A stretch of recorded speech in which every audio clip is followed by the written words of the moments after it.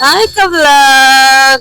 Maayong hapon, buntag, or unsa man orasa nga gilantaw nimo ako ang mini vlog. No? So for today, katoday ay during ni pinning ceremony sa akong anak no katong dito mi sa Davao. So karon pa jud na upload kay busy kayo ang person. So it's our day 1 no. Then naglakaw dai mi ato diri pizza otso sa January.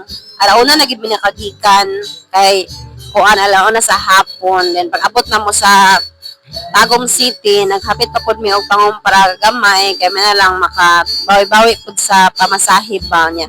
Mao to after pud na mo na nangumpra, yan dahil mi sa palengke kay low budget snack lang sa gid atong afford karong kuan na panahon na kay daghan kay tag mga kinahanglan bayaran. Nya piling ceremony sa akong anak mo ta nag-budget gyud din taon ko sa palengke ra mi nag-snack sa akong anak noon. After pud na mo nag-snack sa palengke kini akong anak gusto gyud nga molawog i-park kay dugay na gid siya nga panahon nga wala siya nakalaag diri so wala pa day kahibalo sa unang panahon naka puyo pud gyud tagom for 3 years. So last niya nga laag diri katupad yung panahon. I mean dugay na jud siya 4 years ago ang ana. Nya mo to nga nibalik ko pud mi.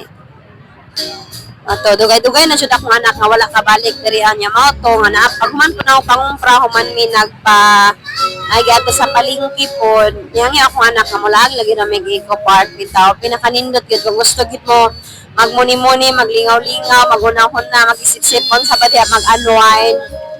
Eco Park is the best location gid no para magmuni-muni makarelax jud ka pag ayo labi na og hapon ka mo adto kini oras alas 4 mi nag-adto nya mo to landong jud kay lami kay sa kuan feelings nga basta syudad biya gino init kayo nya gusto ka mabugnawan ayo ato mall wa kay kwarta dili ta paingon sa Eco Park kay kuan lami kay ang hangin nya mo to nga akong anak gusto gyud siya mag-bike ini daing bike diri agagilahan ra po din namo no ang isa ka oras ka 30 pesos day ang bayad mo to isulit gid sa akong anak ang kuan 30 pesos nya mao tong ha bike siya kay at least kabalo naman pud siya mag-bike ba bitaw kitang inahan tungod sa kalipay sa atong anak no igo ra kita mo support ani basta kay malingaw gid sila inana pud mo mga inahan so after din amo po dito na human mi sa Eco Park isaglit po siya diri apod sa mall sa Gaisano Grand no kay lagi pining ceremony sa akong anak pagkaugmaan ni moto akong gipalitan sa akong anak o kining